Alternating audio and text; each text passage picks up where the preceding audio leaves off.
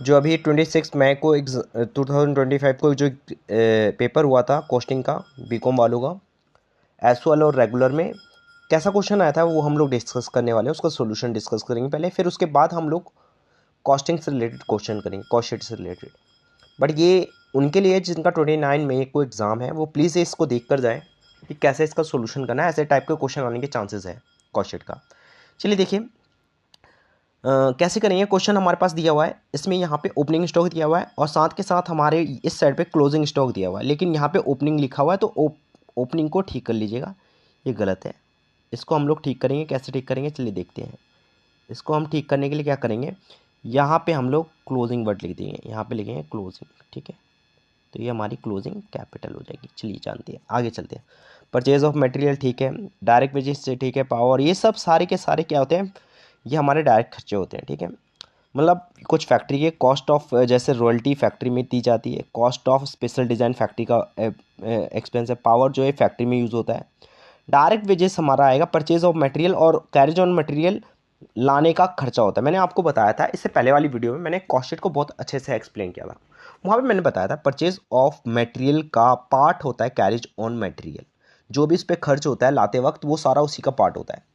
तो हम लोग इसमें ऐड ऑन कर देंगे, एक वर्किंग नोट करेंगे, वहाँ पे हम लोग इसे अच्छे से एक्सप्लेन करेंगे, ठीक है।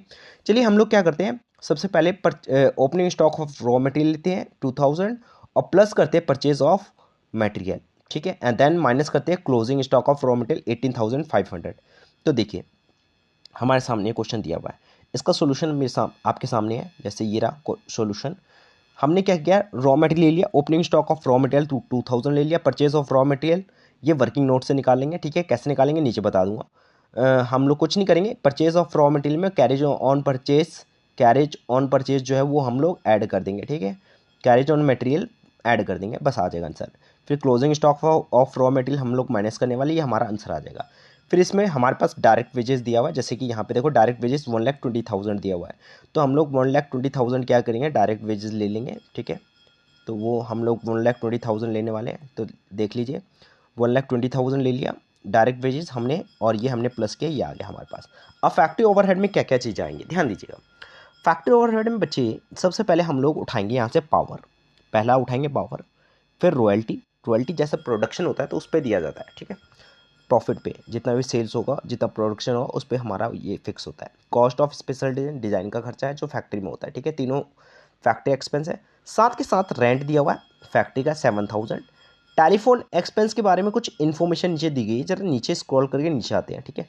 नीचे देखिए क्या लिखा हुआ है, नीचे लिखा हुआ है टेलीफोन एक्सपेंस 60% ऑफिस वालों का है और बाकी का बचा हुआ सेल्स वालों का है, ठीक है। तो सेल्स वालों का है तो भैया ये तो छोड़ ही दो, ऑफिस और सेल्स हमारे मतलब का नहीं है, लेकिन ये हमारे मतलब का है। सैलरी जो है सिर्फ 25% है, एडजस्टमेंट में सिर्फ सैलरी के बारे में ये भी नहीं कहा गया, ठीक है। चलिए अब ऊपर आते हैं, तो ये हमने ले लिया पावर 1 2 3 और ये 4 फैक्ट्री, फिर टेलीफोन एक्स में छोड़ देना है, फिर एडवर्टीज़मेंट नहीं आता ऑफिस में फैक्ट्री में। इलेक्ट्रिसिटी फैक्ट्री की लेनी है, तो ये 4 के बाद ये पाँचवा आपका एक्सपेंडिचर आता है फैक्ट्री। फिर प्रोविज़न एबनॉर्मल है, depreciation on plant and machine ये 6 आ गया आपके पास।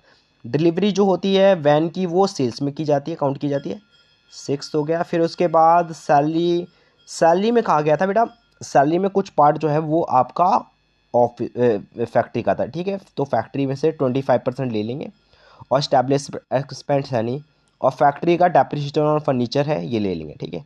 वेयर हाउस जो होता है वो सेलिंग वालों का होता है। चलिए ये टोटल मिलाकर इतने एक्सपेंडिचर होते हैं, सारे हम लोग एड ऑन करते हैं, देखते हैं क्वेश्चन में क्या क्या दिया हुआ है। हमारे पास ये सारी चीज़ें, पावर है, रॉयल्टी है, कॉस्ट ऑफ स्पेशल रेंट है, इलेक्ट्रिसिटी है, डेप्रिसिएशन प्लांट एंड मशीनरी है, फर्नीचर है, सैलरी 25% ले लिया गया एडजस्टमेंट के हिसाब से। तो ये हमारा क्या आ गया, ये आ गया।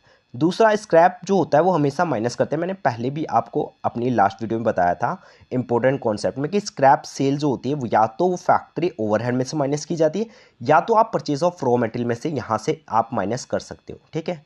तो हम लोग आगे चलते हैं, आगे हम लोग देखते हैं। फिर इसके बाद हमारे पास क्या दिया हुआ है, इसको हमने प्लस माइनस किया, ये आया, इसमें से इसमें ऐड किया तो 3,25,000 आ जाएगा, ठीक है। ऐड ऑन करने में शायद थोड़ी मिस्टेक हो सकती है, आप लोग चेक कर लीजिएगा, बाकी सब ठीक है। फिर उसके बाद रेंट दिया हुआ है, ऑफिस का हम लोग क्या करने वाले, ऑफिस के खर्चे लेने वाले। तो सर ऑफिस के एक्सपेंडिचर अगर लेंगे तो ऊपर तो जाना नहीं है, नीचे से स्टार्ट करना है। नीचे से ही सारे ऑफिस एक्सपेंडिचर होते हैं। रेंट हो गया, टेलीफोन एक्सपेंस में कुछ पार्ट था, ठीक है, 60% पार्ट जो था टेलीफोन एक्सपेंस का वो ऑफिस में था, जैसे कि क्वेश्चन नीचे दिया हुआ, देखिए नीचे नीचे स्क्रॉल करता हूँ तो यहाँ पे लिखा हुआ है 60% ऑफ टेलीफोन एक्सपेंस और 50% ऑफ सैलरी, ठीक है, और स्टैब्लिश एक्सपेंस 50% है। तो चलिए आगे चलते हैं। तो आगे हमारे पास दिया हुआ है टेलीफोन एक्सपेंस का भी हमने ले लिया, फैक्ट्री ऑफिस का ले लिया, ये ले लिया, एडवर्टीजमेंट नहीं लेंगे। इलेक्ट्रिसिटी ले लेंगे भैया, इलेक्ट्रिसिटी इसी का ही पार्ट है, इलेक्ट्रिसिटी ऑफिस वाला ले लेंगे। और वैन मशीन नहीं लेंगे। सैलरीज में 50% पार्ट ले लेंगे, ठीक है। आगे चलते हैं, आगे स्क्रॉल करते हैं। फिर उसके बाद हमारा क्या था, स्टैब्लिशमेंट एक्सपेंस, ये भी ले लेंगे, इसमें से 50% पार्ट जो कहा गया है वो ले लेंगे, ठीक है, ये भी ऑफिस का पार्ट है। और डेप्रिसिएशन और फर्नीचर ऑफिस वाले ले लेंगे, बस इतना ही है। और इसमें से कुछ एबनॉर्मल खर्चे उनको क्रॉस कर देते हैं, वो तो लेने ही नहीं है, जैसे कि donation, income tax, provision for doubtful डेब्ट, ये तो बिल्कुल ही इग्नोर कर देना, मैंने बताया भी था इसे इग्नोर करते हैं। और यहाँ पे इनकम जो है इसको इग्नोर करेंगे, बस सेल ऑफ स्क्रैप ले लेंगे, ठीक है। तो ये हमारे पास क्या आ गया, देखिए ये हमारे पास आ गया फैक्ट्री एक्सपेंसेस। तो फैक्ट्री एक्सपेंसेस सारे ऐड हो गए। तो ये इसके बाद हमारा ऑफिस एक्सपेंसेस हमने ऐड कर दिए और ये हमारे पास ये आया आंसर, ठीक है। और देन इसके बाद हम लोग क्या करेंगे, opening stock of finish goods 3000 दिया हुआ है, क्लोजिंग स्टॉक भी 3000, दोनों को प्लस माइनस करेंगे, सेम वैल्यू आ जाएगी। देखिए आप चेक कर सकते हो, यहाँ पे देखो लिखा हुआ है क्वेश्चन, देखिए ऊपर देखिए स्क्रॉल करते हैं, ये देखिए क्लोजिंग स्टॉक भी आपका 3000 है और ओपनिंग स्टॉक भी क्या है 3000 है। तो क्लोजिंग और ओपनिंग दोनों सेम है, तो दोनों प्लस माइनस सेम आ जाएगा। आगे चलते हैं।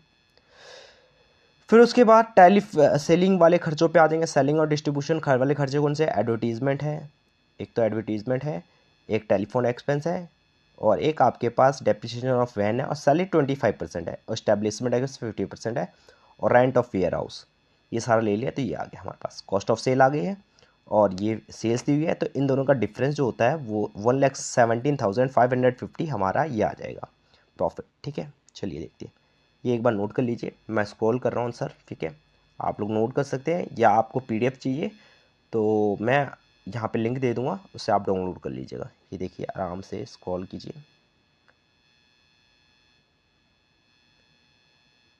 ये पूरा सॉल्यूशन है। So thank you so much for watching my video. और अगली वीडियो जो मेरी आ रही है उसमें वो इंपॉर्टेंट क्वेश्चन होंगे, रिकन्सलेशन के सॉल्यूशन भी होगा जो अभी आया है, और साथ के साथ वो इंपॉर्टेंट क्वेश्चंस भी होंगे जो एग्ज़ाम में आ सकते हैं, ठीक है। Thank you so much for watching my video.